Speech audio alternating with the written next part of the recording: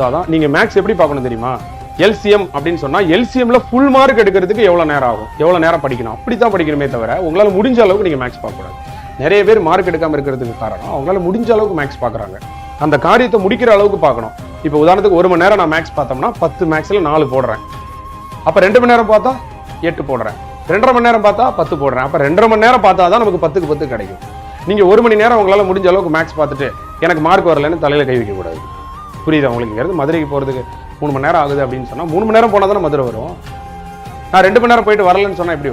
அப்ப மேக்ஸ்ல full mark எடுக்கிறதுக்கு ஒவ்வொரு யூனிட்டுக்கு ஒரு குறிப்பிட்ட அளவுக்கு நேரத்தை செலவழிச்சாதான் உங்க சக்திக்கு ஏற்ற மாதிரி, உங்க பலம் பலவீனத்துக்கு ஏற்ற மாதிரி. யாராவது சொல்லி கொடுத்தாங்கன்னா நான் மேக்ஸ் 8 மணி நேரத்துல போட்டுருவேன், நானா உட்காந்து படிச்சா 16 மணி நேரம் ஆகும்னா நீங்க 16 மணி நேரம் படிச்சாதான் அந்த மேக்ஸ்ல நீங்க ஃபுல் மார்க் எடுப்பீங்க. புரியுதா உங்களுக்கு? இதை நல்லா மனசுல வச்சுக்கோங்க. கணிதம் எனக்கு வரல சார், நான் என்ன பண்ணேன் அப்படின்னு கேட்குறீங்கன்னா மேக்ஸை இம்ப்ரூவ் பண்ண பல வழிகள் இருக்கு. நீங்க ஒன்றும் வேண்டாம். நீங்க மேக்ஸ் உங்களுக்கு வரலன்னா இந்த மாதத்தை, ஏப்ரல் மாதத்தை குரூப் 4 படிக்கிறவங்க கேட்டுக்கோங்க. ஏப்ரல் மாதம் வந்து கணித மாதம் அப்படின்னு அனௌன்ஸ் பண்ணுங்க. இந்த ஏப்ரல் மாதம் எனக்கு வந்து கணித மாதம் அப்படின்னு அனௌன்ஸ் பண்ணிட்டு நீங்க என்ன பண்ணுங்கன்னா மேக்ஸுக்கு பலவிதமான கொள்கைகளை உருவாக்குங்க. நான் மேக்ஸ் வந்து டெய்லி ஒரு நாளைக்கு இவ்வளவு நேரம் படிப்பேன். ரூல்ஸ் அண்ட் ரெகுலேஷனை கொண்டு வாங்க. மேக்ஸுக்கு இம்பார்ட்டன்ட் கொடுங்கன்னு நான் சொல்லுவேன். நீங்க அதுக்கு எவ்வளவு இம்பார்ட்டன்ட் கொடுக்குறீங்களோ அதை பொறுத்தா மேக்ஸ் வரும். நீங்க என்ன தேடுறீங்களோ அதுதான் உங்களுக்கு கிடைக்கும். நீங்க மேக்ஸ்ன்னு தேடினீங்கன்னா யூடியூப்ல எங்க தேடினாலும் மேக்ஸ் கிடைக்கும். எப்படியெல்லாம் மேக்ஸ்ல இம்ப்ரூவ் பண்ணலாம் அப்படிங்கிறத யோசிங்க.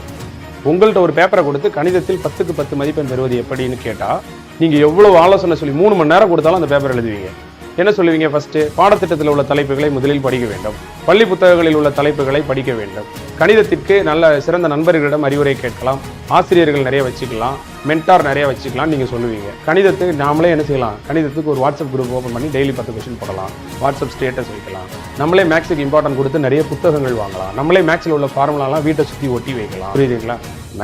கணிதம்னு 1 மாசம் கிடந்திருந்தா அந்த கணிதம் வராமலா போயிட போகுது? நிச்சயமா வரத்தான் போகுது.